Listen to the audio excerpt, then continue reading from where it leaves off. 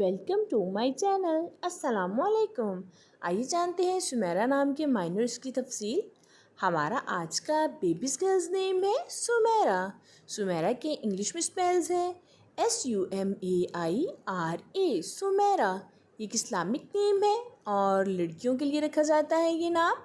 ये उर्दू ज़ुबान का लफ्ज़ है और ये सहाबिया का नाम भी है।